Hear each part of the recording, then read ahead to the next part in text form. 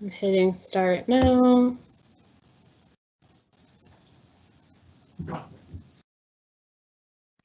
Good evening. Welcome, parents of our fully virtual elementary students for semester 1. My name is Casey Blahoviak, and I have the honor of serving our district as the Director of Curriculum and Learning.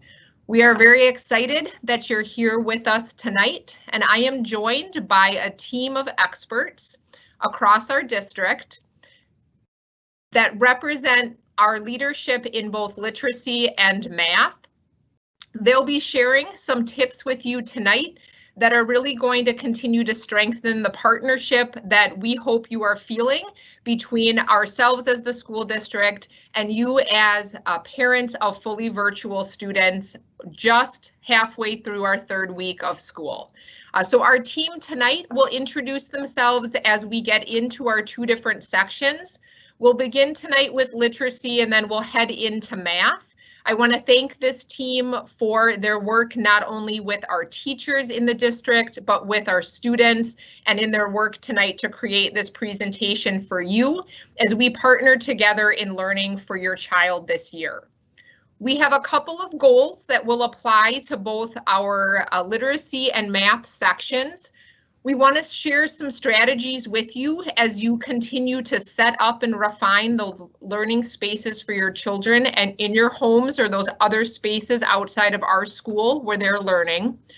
We're going to provide you with some strategies about how you can support your child during the asynchronous work time and also provide some strategies and resources to support you as a parent, as well as direct you to a location on our district website where you can continue to find help and resources as we partner together in this virtual learning environment. We're excited that you're here. We hope that you find this meaningful, and we do encourage you to enter questions into the conversation feature. I'll mediate those questions, and then following the literacy section and then the math section, we'll pause for Q&A, so please don't hesitate to describe a particular situation or enter some questions in there that you think would be helpful for us to answer for you or any of our other attendees. So with that, I'm going to turn it over to Sarah Dorr and Meg Formolo, our elementary literacy specialists. Good evening. My name is Sarah Dorr and I'm the elementary literacy coordinator, and I'm so pleased that you could join us tonight as we embark on this really exciting journey of at-home learning. Just as your child or student learned to walk, reading, writing, and math are much like that. Kids go through phases or steps as they're learning to walk. They crawl, they scoot, they walk with assistance, and then they're off and running. And reading, writing, and math are much like that. Kids go through phases as they learn to read, write, and do math. And you as a parent are there to help support them. They'll have lots of mistakes along the way. There'll be things that they do well right off the bat, and there'll be things that they have to struggle a bit through. And all of that is okay. And just like when babies learn to walk, they all and crawl and roll, they do those at different times. So not every baby learns to roll at 3 months exactly. Some learn it at 3 months, some learn it at 4 months, some even take a bit longer than that. And so learning to read, write, and do math is much the same way. We have kind of benchmarks where we expect kids to be at during the school year and at certain grade levels, but we know that there's differences between each student, and so you may see some differences even in your own child. But most importantly, that learning begins with you. We need you in this process. You have a really unique and exciting opportunity to engage in your child's learning in a very different way than you ever have before. And so some of this may seem unfamiliar and a little overwhelming to you. And we know that we're here to stand next to you to support both you and your child. And your child's classroom teacher is going to be a huge a voice of experience for you. So please ask them those questions, as well as our specialists that are on the call tonight. One thing that I want to just make clear is that in this new learning experience, you may see your child struggle more during that asynchronous work time than you ever have before. Usually in a typical school year, your child's teacher would teach them a mini lesson, and then they would have that independent practice time where their teacher would be guiding and would be correcting and would be helping them. And they'll still have that with their classroom teacher, but you're going to take on a much larger role in helping to do that coaching and guiding and supporting. And so you may see them struggle a bit more with you than typical, because usually when they bring home those books or math workbooks, those are things that they've practiced many times with their classroom teachers. And so while they may struggle a bit, it seems a bit easier. You can go to the next slide. So one thing we wanted to talk a little bit about as you refine those spaces that you've set up for your students at home or in an alternate location is some things to think about. So one thing you may want to think about is the space warm and comfortable and inviting? One way that you can engage your child in helping to do that is ask them for input on what their space might look like or how it's set up. Now is a great time to do that because you're a little bit into your at-home learning experience. And so now is a great time to engage your child in that reflection of, is this space working for us, or do we need to make some changes to it? You're going to want to have clear access to all of your child's materials, and depending on the grade level, those materials may be different. Obviously, their Chromebook or device is a huge material that they'll need throughout the day, but they're also going to need materials like their math tools, their crayons, markers, paper, books, those kinds of things. And you'll want to be sure that there's an outlet nearby when they're doing their synchronous lessons so that they can easily and quickly attach their Chromebook if needed to a power source. You'll want to have a quiet work area, especially for those synchronous lessons. We know that children learn in different ways, and so some children may learn with some quiet music going on in the background. Some children may work best with some noise in their area, and others work best with silence. And so kind of gauging with your child, how is your space working for you? Do you need a quieter space? Do you need a bit more noise? How is that working for them? The other piece that would be helpful is to give them some choice or some opportunities to move throughout the day. We all know that sitting in one spot is a really challenging piece, and we all need that movement break. And so you may provide some opportunity for them if they're sitting at a table for their synchronous lessons, maybe some writing in their math work time. Maybe for their reading work time, they get to go sit in a comfy couch or chair with some pillows and blankets so that they can snuggle up with their book. And the other piece is to have an adult nearby. Now, by nearby during those synchronous lessons or even the independent work time, it doesn't mean that you need to sit right next to them, but in a place that they know that an adult is accessible, so that if they run into trouble with technology or they run into trouble with something that they're not understanding or they're having some confusions, that they know that there's someone that is nearby that they can reach out to for help. While you're working with them in that asynchronous work time, your support is going to vary each day. Some days you may be telling or explaining to your child about a particular concept or reminding them about something that they saw in the mini lesson. Other days you may be showing or demonstrating things for them, especially the first time that they see something. So I'll talk about our kindergartners as they learn letters and sounds and phonics features. You may have to do some demonstrating and some explicit reminding, but as that becomes more part of what they do every day and they become more knowledgeable in that, you should see that you should be able to just decrease that support over time. You might be guiding them, so giving them little hints here and there. Sometimes you might be working together, so you might be co-constructing a writing piece together, or maybe you might be sharing the reading together, so your child may be reading one page and you'll be reading the other page. And sometimes you'll be just watching from a distance and admiring what a fabulous learner your child has become and is. While you are working in that asynchronous time, we hope that it's always a positive experience, but we know that learning is messy. And like I mentioned before, you may see your child struggle a bit more with new concepts because they haven't had that in-class practice time. You're going to be that in-class practice time with them. And so we know that learning that new content takes time and practice, and learning is messy, so it's okay for your child to struggle a bit.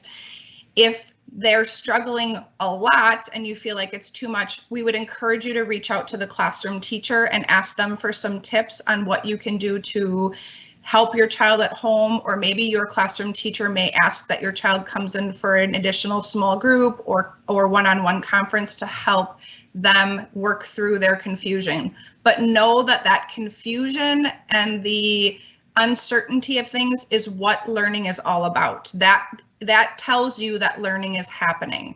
If your child seems confused, one thing you might try, when we talked about support on the previous slide, is you could try telling them or demonstrating what you're asking them to do. Sometimes children aren't able to do something because they're not sure what we're asking of them, and if we show them, they're better able to do it. Most importantly, please enjoy this time with your child. It's an exciting opportunity that we're excited that you get to have and that we're excited to learn about. I'm going to turn it over to my colleague, Meg, who's going to talk a little bit about what reading might look like in your home and in your community. Good evening, I'm Meg Formolo. I'm a teacher leader for reading recovery and literacy lessons. Here are some ideas for you about what reading might look like at home or even in the community. Reading may look like reading to your child, reading together with your child, or your child reading to you. A great way to help your child learn and grow is to talk about your stories. Tell them what you're wondering about, what questions you have.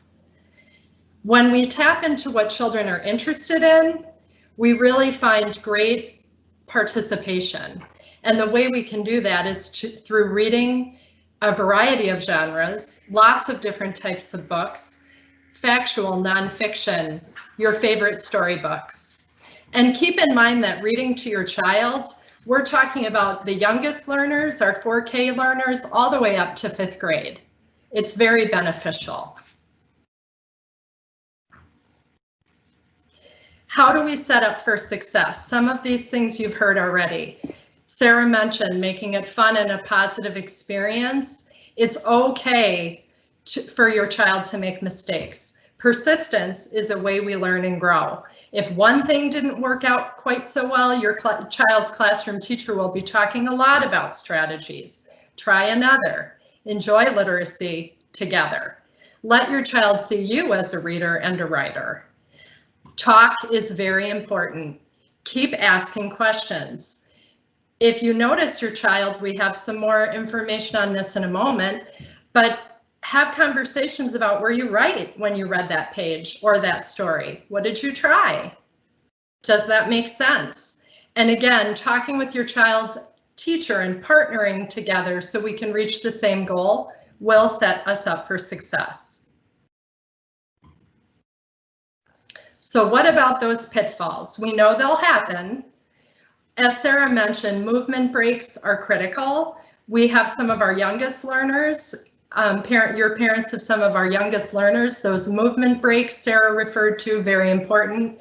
The showing what to do. Sometimes we ask a lot of questions and we give a lot of talk, but showing your child what you mean, what you want them to do, that is a form of teaching. If your child looks puzzled, it's okay to ask, why did you stop? Where's the tricky part? They'll give us information that will help us guide their next steps. All of this reminds me of my GPS. You are your child's guide. You are their co-pilot. So when I am driving along and I depend heavily on my GPS, sometimes the way I learn is I don't make the right turn. You know, our GPS doesn't say, that's this word, or, oh, you missed a turn. It just reroutes us. So that gives us a moment to sit back and think, what kind of little bit of help might I give? Or if it's almost right, maybe I can let it go and wait for the next turn. These signs are signs that your child is learning. Do they pause? Do they look puzzled? Do they try something again? Signs learning is happening, and I may respond to those differently, and we'll be talking about resources to help you with this in just a moment. Remember that you are our partners. You are your child's navigator, co-pilot, guide. We recognize that every learner is unique. The path might be different, but we'll all get there.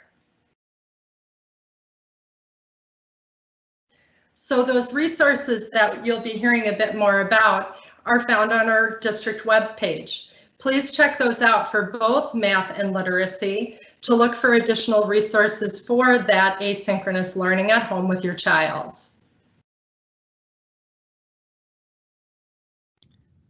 Team, we're not seeing any questions come in right now about literacy. We did have one posted about accessing a copy of the slides from tonight. That will be posted on that fully virtual learning website right off of our district page. We'll again show that navigation towards that URL so that you can access that. We'll put a copy of tonight's recording as well as a PDF of the slides. If some of those questions would be helpful for you to have as a resource, we're going to be more than happy to share that with you. So please don't hesitate to ask any questions that might be coming up for you as you think about your experience so far. Thanks to our literacy team for getting us started tonight with those really great strategies for our parents to use. And I'm going to turn it over to Dan and Mark to take us through some of the strategies for math.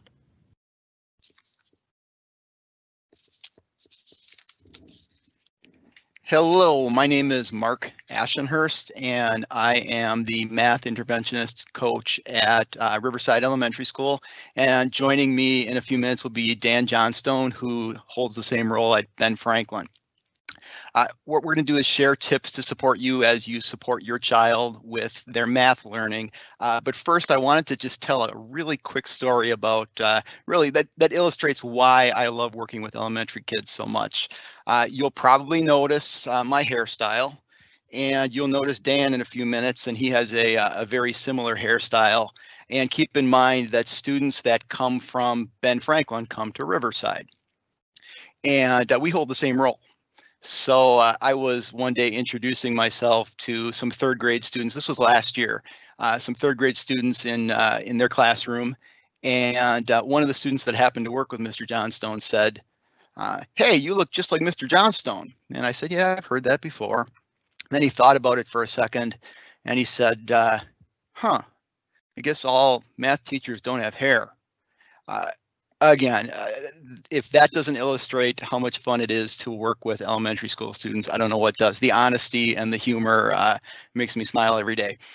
So let's move on to some tips to support you as you support your child.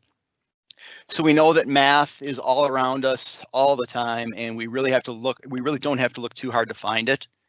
In addition to your child's school's lessons and student workbook, go ahead and look for and embrace opportunities to do real math learning and work. Look for numbers in your everyday lives, read them, compare them. Grocery store is a great place to work with numbers, compare prices. The produce department scale gives you opportunities to weigh fruits and vegetables, estimate the weights of those, and then see if you're correct. Develop a budget, use an allowance for your child to talk about and use money for purchases, which is also a great time to discuss positive and negative numbers. The kitchen is a great place to use numbers. You can double or half a recipe. You can measure ingredients. At Thanksgiving time, if you put a turkey in the oven at 11:30 and you take it out at 4 o'clock, how much time has elapsed? Of course, board games and card games are excellent tools to practice and enjoy math with your child. When I was young, my dad loved to play the game Yahtzee almost every night. He'd play with my brother and me. And of course, we played the game for enjoyment. We really played to try to beat Dad. And little did we know, though, that we were practicing math skills as well. We were practicing combining up to 5 numbers at a time. We were finding multiples, 3 times 6, 4 times 5, as well as learning concepts of probability. For example, if I have 1 die left to roll and I really want Yahtzee, I need to get a 6. What are my odds? Of course, there are other classic games, Monopoly, Life, Shut the Box. there are many of them that provide you the opportunity to talk math and, very importantly, model your thinking and strategies. And you're doing so in a relaxed setting, which I think is important. Oftentimes they don't know that they're learning because they're really just playing a game. A few more ideas. Use comparative language. Use words like taller, shorter, heaviest, lightest, bigger, smaller. Look for shapes and patterns in real life. You'll see patterns in your house. You'll see patterns in the community, a pack of juice boxes, tiles on the floor of your house, bricks on a building. We see fractions, of course, all around us too.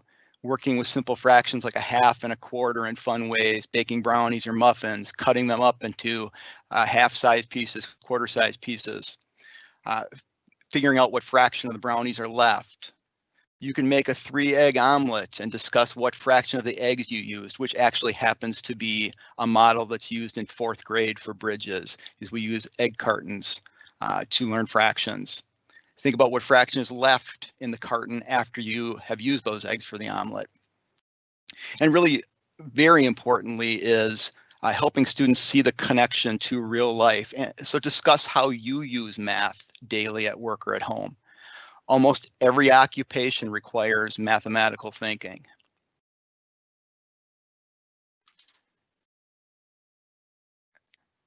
So questions to use to support your child's thinking. Here's some questions that we use quite a bit. Questions allow your child to make sense of their learning. You can ask questions before, during, or after their math work. You don't need a whole bunch of different questions. You can keep it simple. Ask the same question over and over. Mine, and I think after a while the kids just anticipate that I'm going to ask it, is how did you solve that? Or why did you choose to solve the problem that way?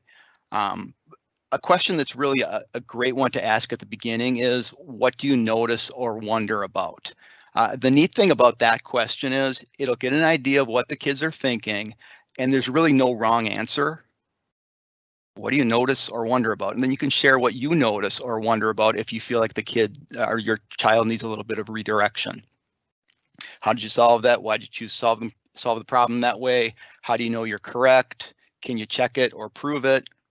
These are questions to ask your child after they have finished a problem or an assignment. The questions help your child think critically and flexibly. They also help them get to more efficient strategies when they're ready. Really, what we're trying to raise here are flexible, so they can use different strategies to solve problems, and efficient mathematicians. They're going to use the correct strategy at the right time to solve the problem.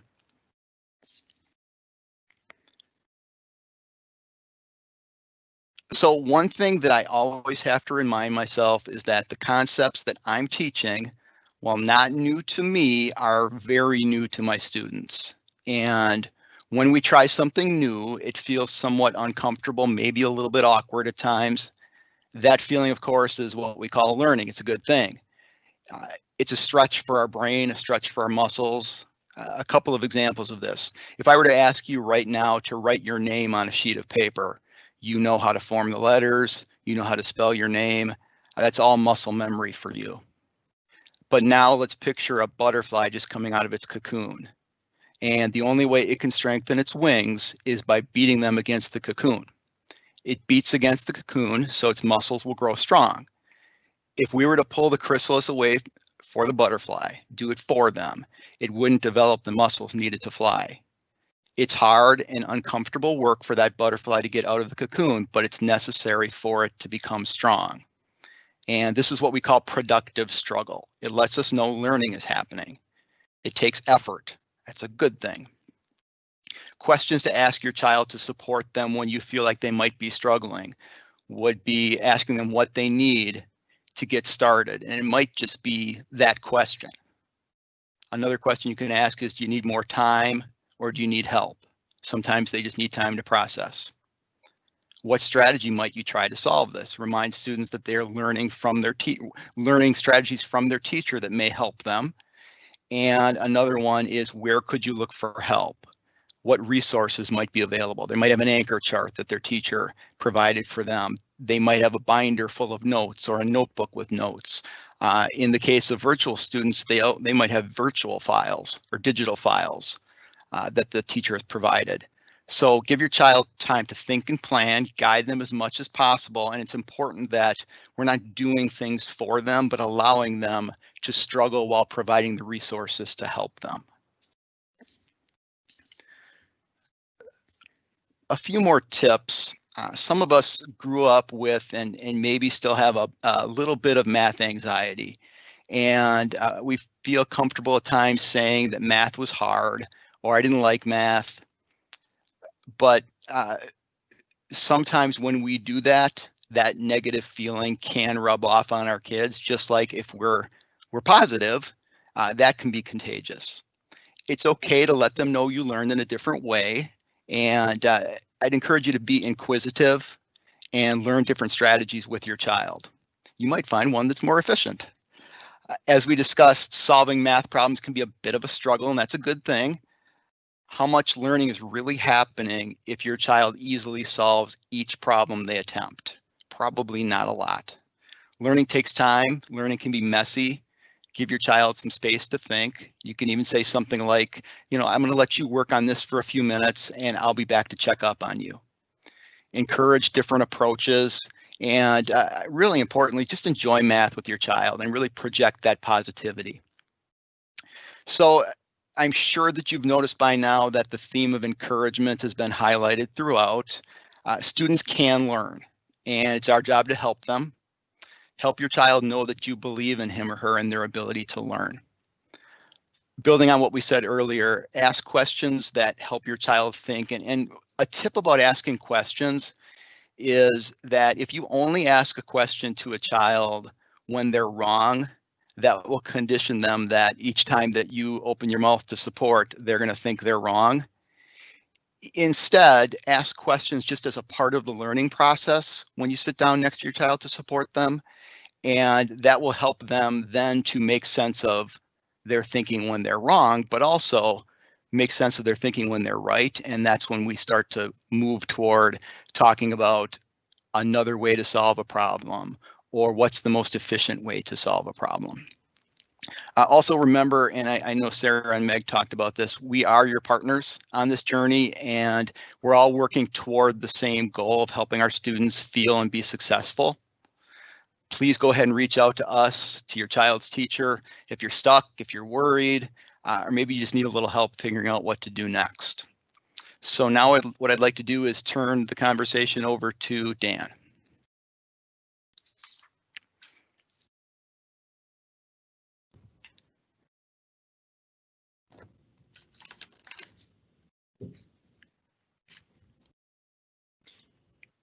Okay, thanks for joining us again.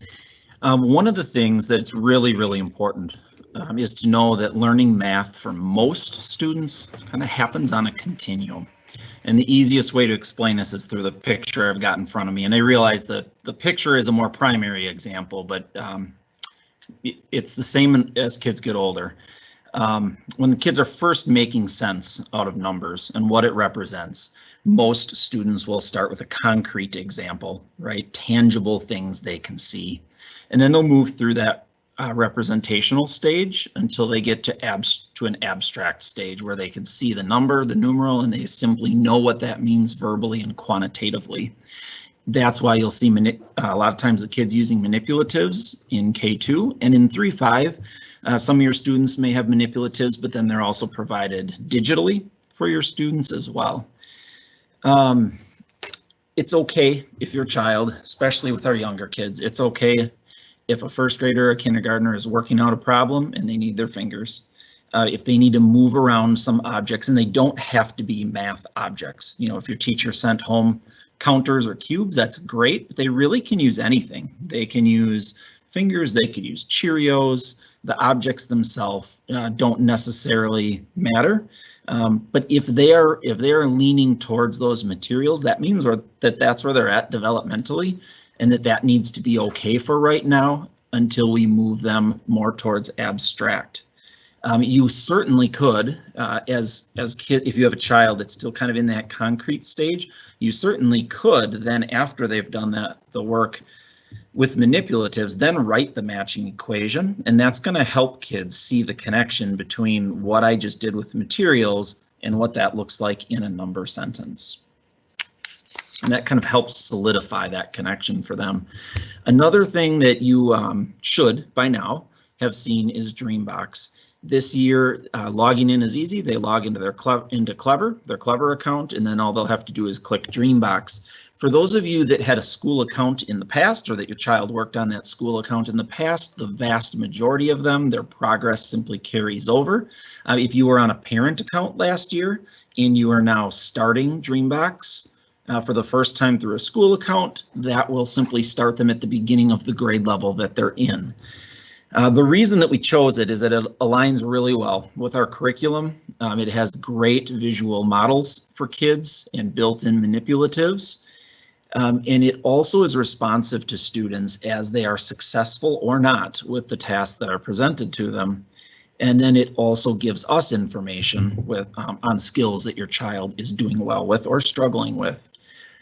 Down to the bottom question for a second, kind of where that productive struggle that Mark was talking about fits in, is Dreambox is going to respond to your child when they complete activities, right? So it's really natural if our kid isn't getting the answer right away to just want to jump in and say, oh, here's the answer, do this.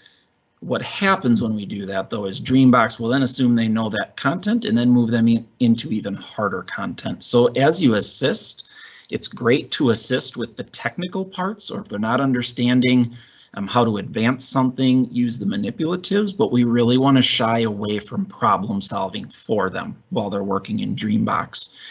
And then the other thing is, if it is really way too difficult for your child, their starting spot right from the get-go, it is certainly okay to reach out to your child's teacher and say, hey, we've done quite a few lessons and every lesson has been a struggle, because we would want to adjust that for you sooner than later. On the flip side of that, it's okay if it's a little bit easy at first and your child has easy lessons for a little while in there. That's perfectly fine. What Dreambox is not, though, is it is not a complete curriculum. So I have a couple boys at home, and they both have used Dreambox quite a bit over time. I have a son, Ezra, who's a 4th grader right now, and if he would go into Dreambox, start out at the beginning of 4th grade curriculum or material, and if he would work his way through all the 4th grade activities, he would get the chance to learn a lot of really great 4th grade concepts. It doesn't necessarily mean he's ready for 5th grade math, right? It's not, and it is just not meant to be a complete curriculum.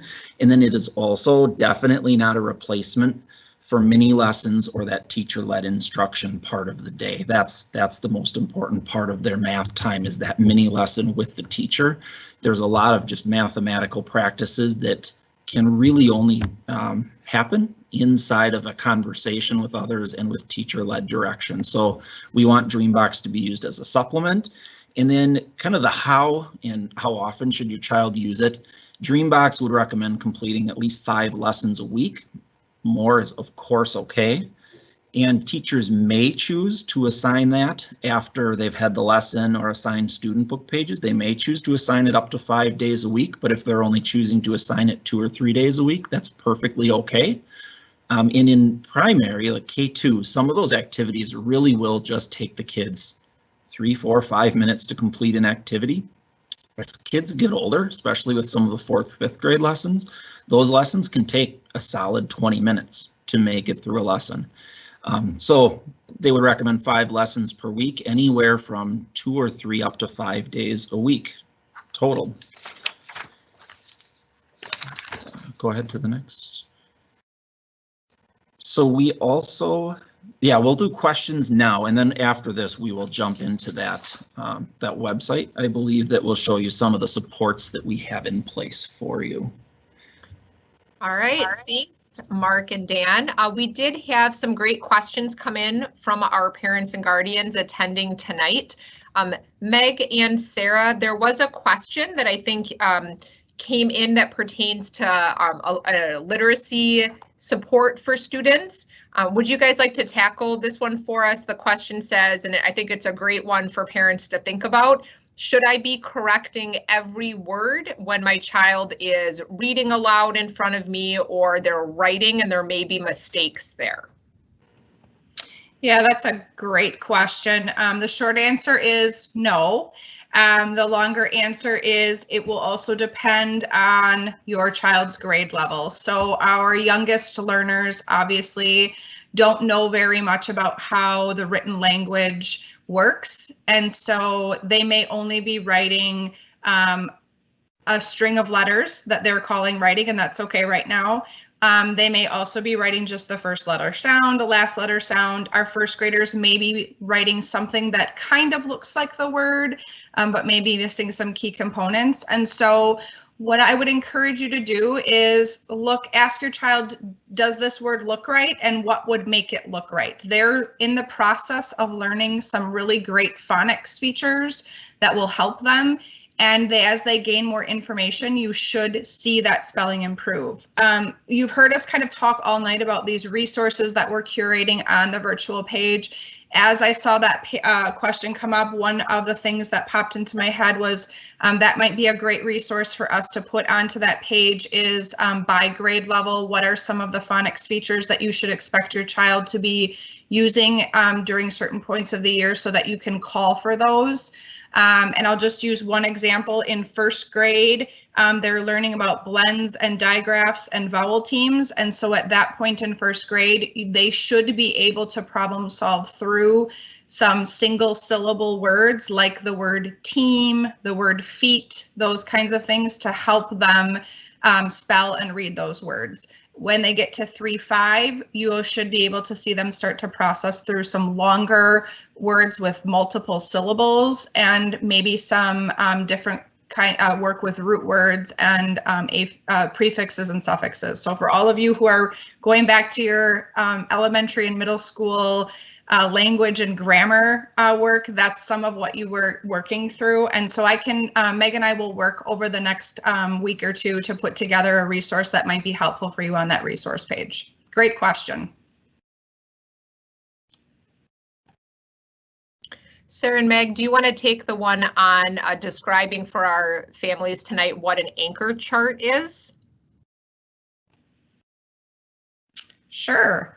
An anchor chart is for both math and literacy, will likely see your child put together, your child's teacher put together anchor charts. It is a chart that your child can use to reference back the learning that they did during the mini lesson. So for literacy anchor charts, it will likely be things like for first grade and kindergarten and second grade strategies that I can use to solve a word. And so it is just a reminder that this is what you learned. And when I go back off into that independent practice time, I can use that anchor chart to help me with some of those problem solving strategies. So you will likely see your child's teacher developing those anchor charts during the lessons that they're teaching synchronously. All right, thank you for that. Several of these came in during the math portion. So Dan and Mark, I don't know, I think you'd be probably our best to handle these tonight. And so I'll kind of maybe read a couple that I think might be helpful for the whole group. One came in, what would you recommend we do if we notice our child is farther behind than what we're seeing from other children or what the teacher might be doing during the math lesson that they're presenting? Sure, I can take that one. I think your first step in that situation is to get in touch with the classroom teacher and understand expectations and ask for that person's help.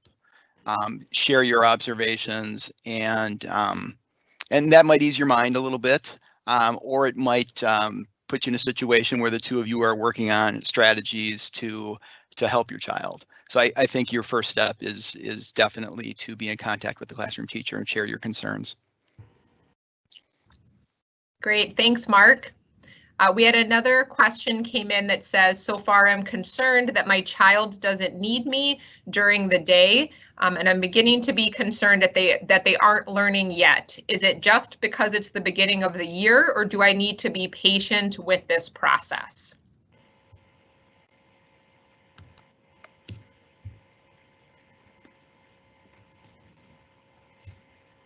I can take it.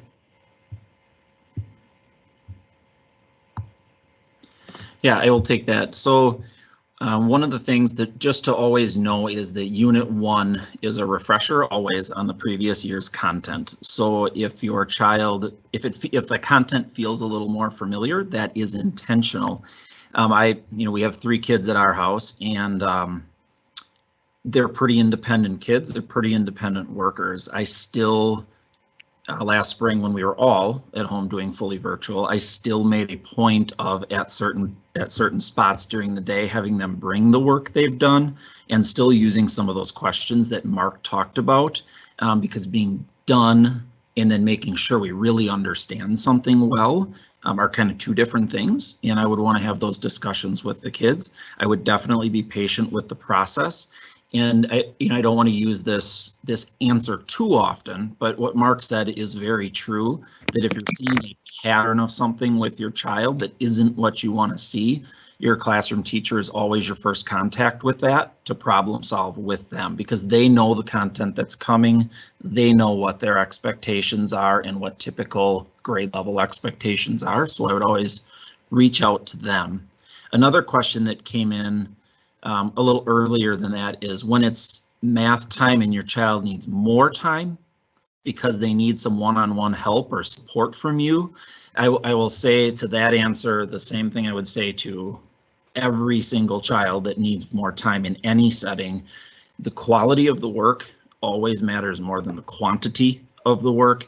And I would be very shocked if you reached out to your child's teacher and they said it matters more to me that you sit and slug this out for an hour and a half on a workbook page than to be content with maybe doing half of it and doing it really well. I think teachers will be very understanding about that. I just think it's really important that your child can take the time they need so that they're really learning it, and not having it be always about quantity.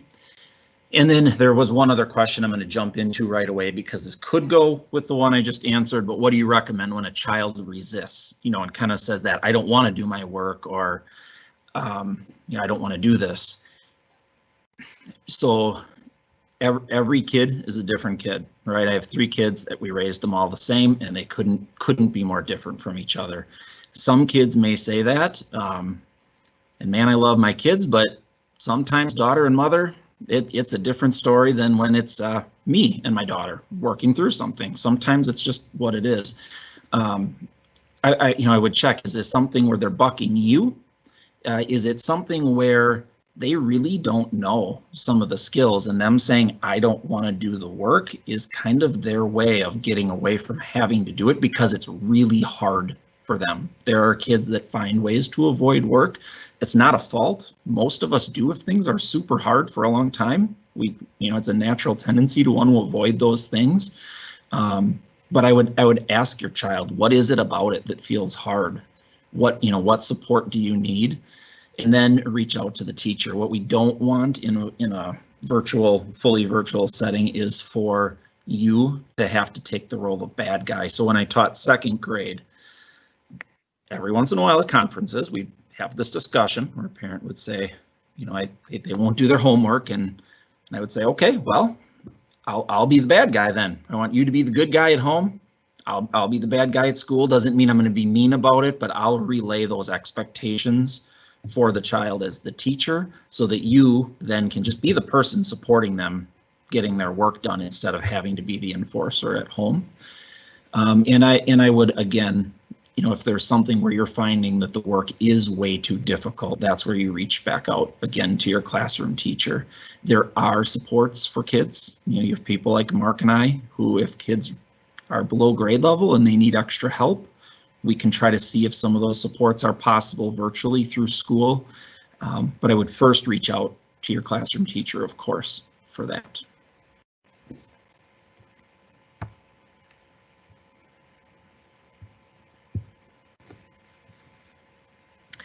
Sarah and Meg, would there be a couple questions you might be able to field for us? I'm wondering, there's a question in here that I think would likely apply to many parents who are supporting children at home. We certainly support this as well in classrooms. Sometimes we experience that children or students have a hard time making a mistake. How would you recommend in the area of literacy that families might support that student? I can take that one. So one of the best ways to help encourage mistake making is to model mistake making yourself. I know that seems like a simple answer. However, sometimes children create a theory for themselves that everything has to be perfect. And as you heard, hoping that you're making the connection between literacy and math, a lot of those questions are open-ended. A lot of those questions encourage persistence and risk-taking. So what better way to help your child recognize when you make a mistake? And that's just a step forward in their learning. So I actually, sometimes we even get a little silly about it with the younger kids and we celebrate. Noticing when you're not right, and I'm not as wise in math as my two colleagues here, but if noticing that something's not right, even if you're not sure how to fix it, is a huge step forward. That's your way in. That's your way into helping and doing that co-problem solving, working together.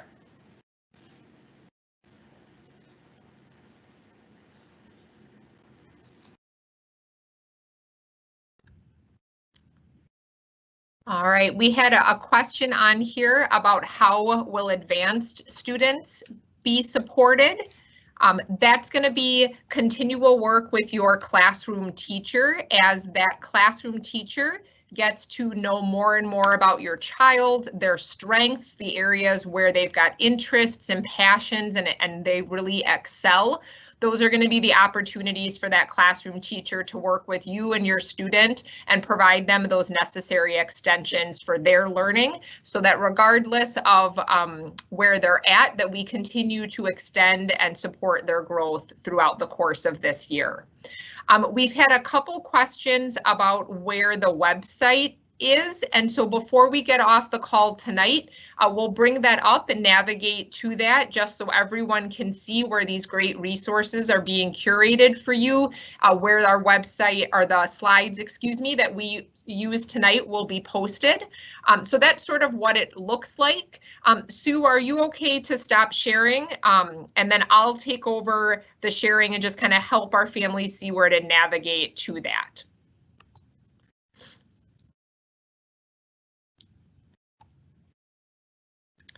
All right, so from our district landing webpage, if you click on the back to school icon and drop down right in the middle of the opening page, you'll see SDMF school reopening. So that'll be the next click for you. And then a little ways down the page, we have our information on fully virtual. This is going to be that great resource place for you. And here you've seen this piece referenced in the slides tonight. So you can see the resources that we have available in regards to Bridges Math. Bridges is the name of our curriculum for K through 5. You've got some different resources for at home. The team has put some math tools, and then there's that another link for you to access Dreambox. Our team also has some really great resources here, some help around building reading stamina for students, some scavenger hunt pieces, that literacy team, Meg and Sarah, in addition to their colleagues in our buildings, have some videos there for you to be able to help you select along with your children those just right books. So we're really trying to develop and curate for you a number of different resources. Some of these, as you can see, are still developing, but they will continue to grow as we determine what we can do to partner more directly with you and support your children in this learning journey this year. Team, as I look over and grab some more questions, if you see any in the chat that you'd be able to field, that'd be great. And I'll see some other questions that have been submitted to us so far here tonight.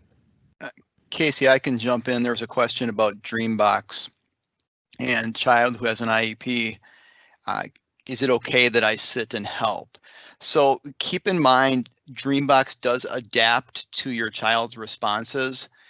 So if you're sitting next to the child and providing more than just the questioning type of support, or maybe helping your child understand the tools on the Dreambox website, then perhaps maybe the support you're providing could artificially move the student beyond what their level of thinking is right now. So I would recommend that you allow that productive struggle and ask questions and use the question mark tool on Dreambox, which provides hints, so that your child is your child's work is what's being represented in Dreambox. If you continue to, or if you were to continue to provide help and it would maybe end up being some of your work reflected, then the struggle, I think, would get a little bit deeper, because the concepts would continue to get a little bit beyond maybe where your child is thinking at this point. I'll jump in. There's been a couple of questions about my child is not having that productive struggle right now, or it seems easy for my child. And I know Dan and Mark talked a little bit about the math piece, and I'll talk just a little bit from the perspective of literacy.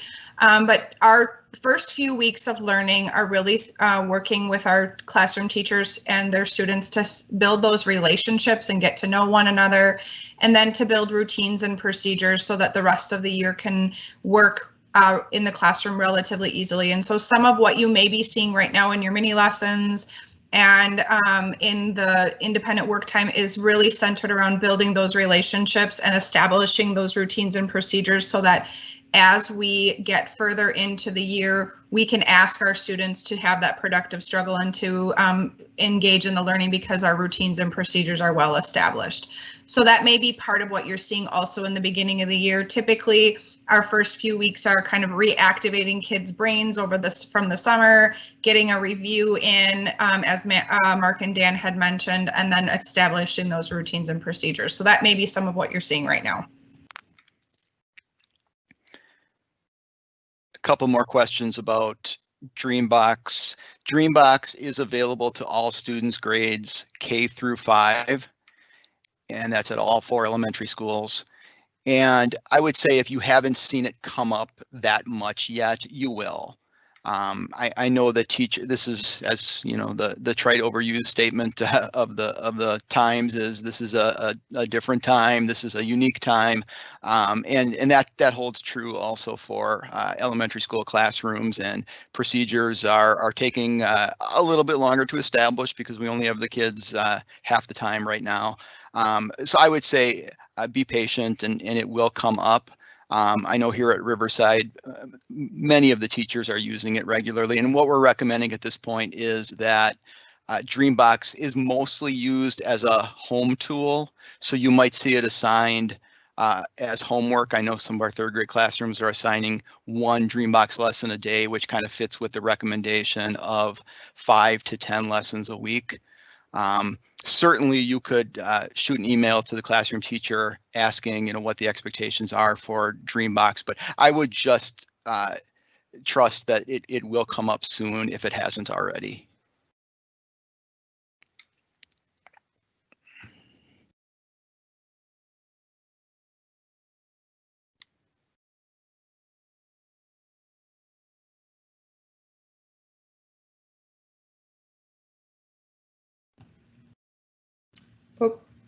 Casey, I think you're muted. Thank you, Sarah. Boy, it took me until late in the afternoon to need that reminder today, but I've needed it twice. Thank you, my friend. We've had another question come in regards to knowing that their child is ready for that next advanced step and not seeing those extensions provided yet. I'd encourage you to have that direct communication with your teacher. Some of our teachers have established that that communication with you is happening through email. Some may have requested that if the teachers are using the program Seesaw, that be your communication tool. Hopefully teachers were very clear with you about the best way to get in touch with them.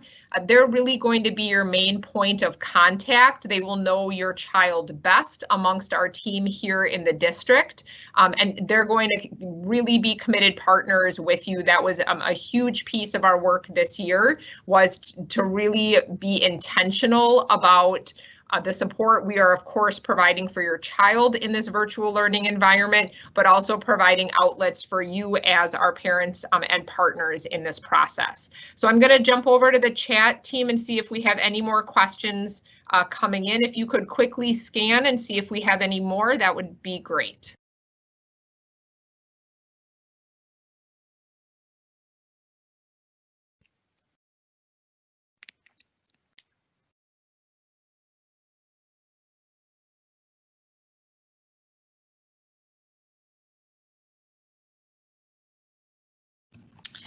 There was one about a question about if my child is not retaining the information from the lessons.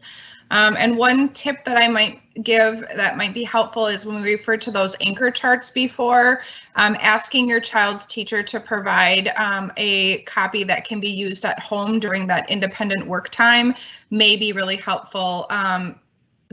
All of our teachers are developing those anchor charts while they're teaching, and so they should be able to send you a copy that you could have at home, either printed or up on the computer screen, that is a gentle reminder for your student if they're not remembering some of the strategies that they were taught during the mini lesson.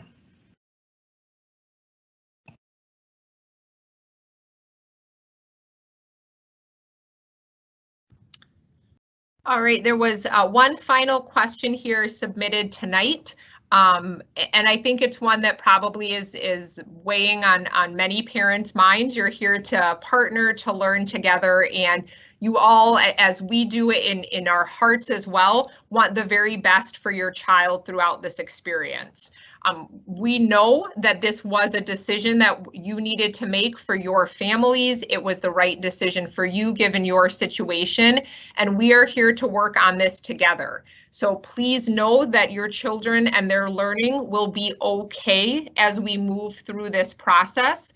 We are here to have conversations, to help navigate through this together, and really, please know that you're not in this alone. Our classroom teachers will see that evidence of your child's learning. We call those formative pieces, and they'll help your classroom teacher understand the right step to take next for your child. And so sometimes we might take one step and we see that productive struggle you've heard about. Maybe it gets worse. And so the art of teaching is really looking at that and then taking a step this direction and taking another step to try to get us towards that place where we're moving in the right direction. It's not always one solution.